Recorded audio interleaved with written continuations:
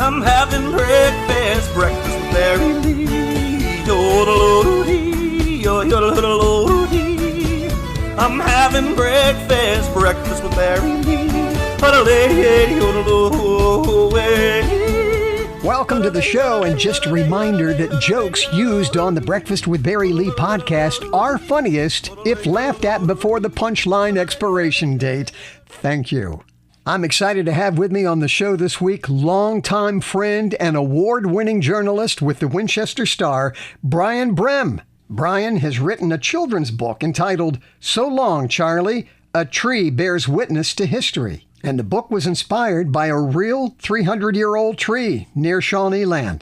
Right now, let's check out the Brain Buster. When asked, if you're going to be dumped by somebody from a relationship, how would you prefer to be dumped? Nearly 20% of adults said they'd rather be dumped this way. Is it A, a phone call, B, a letter, or C, a text? The answer at the end of the show. All right, Brian Brehm, front and center. I'm excited this week because my guest is not only a very talented journalist, but also a good friend. We go way back. He was the morning news anchor at WINC. We got to do mornings together. He did 15 years of broadcast journalism, 20 years with Winchester Star, and literally over 10,000 articles this award-winning journalist has written, and now he has really gone out on a limb, pun intended, to produce a children's book entitled So Long, Charlie, A Tree Bears Witness to History. Brian Brehm, what an honor to have you on the show, my friend. Oh, it's always an honor to talk to you, buddy. It's good to hear from you. You know, we are at so many functions together where you're covering a story, and we always try to make it a point to sit together because we're just two big kids, right? Yeah, we behave badly when we're together. All right. So 20 plus years with the Winchester Star, telling other people's stories, covering community stories. Here you are now branching out on a whole new adventure as an author. And this was something that you've wanted to do a long time, but I read an article in the Star that said you were terrified about doing your own book. Explain. Well, when I'm telling somebody else's story, I can kind of step back and say, this is their story. I'm just putting the words together. But to do something on my own, something creative, was just terrifying. I had a situation when I was in my 20s. I wrote a screenplay and actually got representation from an agent in New York City, but nothing came of it. It ended there, and that sort of jaded me a bit. So I put it on the back burner for a long time, but eventually realized I did want to write a book, and I found some time to do it, and here we are. All right, so tell us about how So Long, Charlie, A Tree Bears Witness to History. Tell us how this came about, Brian. Well, I think the story behind the story is even better. I wrote an article back in 2022 about a 300-year-old tree up near Shawneeland that had collapsed during a storm. And I went into it a little bit cynical, thinking, who cares? It's just a tree. But when I got there, I realized that this tree was famous in our community and had a name. People had called it Charlie. And people were very, very sad that Charlie had died. So I wrote the article, and then I got an email from a gentleman named Bob Sherwood, who lives in Winchester. And Bob and I had never met, but he suggested that it would be an interesting children's story from the tree's perspective, just looking at the history that the tree observed over 300 years. And so thanks to Bob, I finally committed to writing a book. Bob and I have since become really good friends.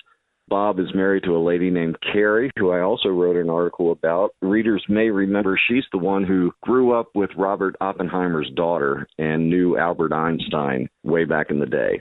But anyway, it's because of Bob and Carrie and their encouragement and support that I finally sat down and did this. The biggest obstacle I faced was the artwork. I finally had to do that myself using computer programs, but I'm pretty happy with how it all came out. Hey, the cover looks great. Congratulations. Now you can also say artist. So tell us a little bit about the book itself and about Charlie in the book and how you're reaching out to young readers. Well, Charlie in the book starts off as an acorn who was dropped in a field by a squirrel, and he grows into a very tall oak tree in the middle of this open field. And over the course of time, he sees many things happening around him. He encounters Shawnee tribe members, Native Americans. He encounters some of the first settlers of Frederick County. He sees the construction of a church. He witnesses soldiers going off to war and then coming home.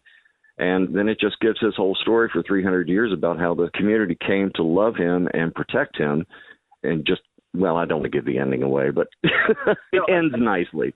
It ends nicely. You know, it's interesting. What touched me when I read about the theme of the book and the gist of it is that I live in the woods and there's a giant sycamore along our creek. And I think of all the family gatherings that this tree witnessed. And so there is something to be said. Charlie was a living thing, and all that history going on underneath its branches. It's just such a cool story. What kind of feedback are you getting on the book? I'm happy to say that it's all been positive so far. You know, hopefully it'll stay that way. It's written to be a very local book. I'm not looking to become a millionaire off of this by any means, but I think people in the community can identify with Charlie, and they can certainly relate to some of the history that Charlie observes. Absolutely. And what a neat way to get kids to appreciate local history, plus taking care of our environment too, right? Exactly. And it also shows how when, you know, say a tree does pass away, it can be reused and give new life and new purpose to other things in this world. So it's sort of a circle of life situation. There we go. And another thing that makes this book so special is who you dedicated the book to, and share that with us. Well, it's dedicated to my grandson, Corbin. Corbin is 11 years old. He is severely autistic. He's sweet and loving and highly energetic, but he's also nonverbal. And, you know, he faces a lot of challenges, but he's my buddy. And my whole goal with this book is that one day he'll be able to read it and say, gee, Daddy, this is a terrible book. Geez, just when I'm ready to wipe away the goosebumps on that. And then in true Brian Brehm humor. But man, it's just so cool. How did we get the book? It's available right now on Amazon in digital and paperback, and also you can get a digital version on Apple Books. The digital version is, I think, $4.99, and the paperback is $9.99. So we know where we can get the book. Any book signings on the horizon? Well, I do have one coming up on August 2nd over at the Bowman Library near Stevens City. It's their end of summer reading program, and it's going to take place from 10 in the morning until 12:30 in the afternoon. And I'll be there along with a couple of other local authors, and I'd love to see anybody who wants to come by and ask about the book or maybe even pick up a copy. There we go. And you can sign it right on the spot, and we can buy it on the spot too, right? Absolutely. Brian, if people want to follow your work and what you're up to, what's the best way to connect? Well, I have a website. It's spilsburymanor.com. That is FPILSBURYMANOR.com. And the reason we called it that is when my wife and I moved into our house, we joked with each other that the nicest houses have names. And so we were watching television one night and we heard a gentleman on a British show say the word Spilsbury. And we thought it was funny. So our house is now Spilsbury Manor. I love it. Oh, this is great. This is great. Congratulations on your book. And real quick, just recently, I know that you and photographer Jeff Taylor won some nice awards representing the Winchester Star. And share that with me real quick. Well, thanks for bringing that up. It was a total shock for me, at least. Jeff Taylor, I've said for years, is the best photographer in the state of Virginia, and finally the Virginia Press Association recognized that. As for me, I won a Best in Show award, and I didn't even know what it was. It took me 2 days to figure out what this award was. It turned out that they take all of the first place stories for that year of the Virginia Press Association, and they pick one to be Best in Show. And this one they picked was about a gentleman named Jimmy Armel, a James Wood High School graduate, who went on to fight in the Middle East for several tours of duty and is now combating PTSD. Jimmy's story is just phenomenal. I take very little credit for it. I put the words in order, and that's about it. Jimmy tells an amazing story, and one day I hope he writes a book. Wow. Congratulations on what you've accomplished as a writer, and now congratulations on the children's book. This is awesome, my friend, and much love to you, the lovely Audrey, and to Corbin, and thank you so much for sharing your story, my friend. Thank you for having me on, Barry, and, it's always a pleasure to talk to you even when we're not being recorded. He's a trip, isn't he? Alrighty, let's take a look at your podcast planner for the upcoming week, nationaldaycalendar.com. Monday the 28th, it's National Milk Chocolate Day. It was in the year 1875 that Daniel Peter invented milk chocolate by mixing powdered milk with chocolate liquor. Bless you, Daniel. And it was on this day, the 28th of July, 1868, that the 14th Amendment to the Constitution was certified, establishing African American citizenship and guaranteeing due process of law. Tuesday, the 29th, it's National Lasagna Day and National Chicken Wing Day. Nothing in the rules that says you can't eat both. By the way, the average person consumes about 290 wings per year. Wednesday the 30th, it's National Cheesecake Day and National Father-in-Law Day. I think your father-in-law would love a cheesecake. Thursday the 31st, it's all about the dogs. It's National Chili Dog Day and National Mutt Day.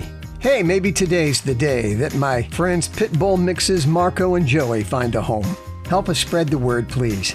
Friday, the beginning of a brand new month. August the 1st, it's National Water Balloon Day and National Girlfriends Day, encouraging women to get together and celebrate their special bond. And hey, sisters and moms, they can be girlfriends too. Saturday, August the 2nd, it's National Sunflower Day. The sunflower, the happiest flower on earth, and just a reminder to show your inner sunshine. The 2nd is also National Disc Golf Day. And on Sunday, we finish up the week on August the 3rd with National Sisters Day and National Watermelon Day. And here's that one time a year I get to use the joke. How come watermelons have seeds? Because they can't go, puh. Thank you. All right, let's see how you did on the Brain Buster. When asked if you're going to be dumped by somebody from a relationship, how would you prefer to be dumped? Nearly 20% of adults preferred this method. Is it A, a phone call, B, a letter, or C, a text? And the answer is a text. Really, when you think about it, a text avoids the humiliation of being told, oh, it's not you, it's me, when you're in a coffee shop or a restaurant. I've enjoyed sharing this 13 minutes with you. Would appreciate your sharing the site, breakfastwithbarrylee.com, with others so they can join us too. In closing, and I dedicate this to all the educators out there, I saw this meme on somebody's Facebook and it says, just to clarify, teachers are not off for the summer. They're in recovery. Have a blessed week.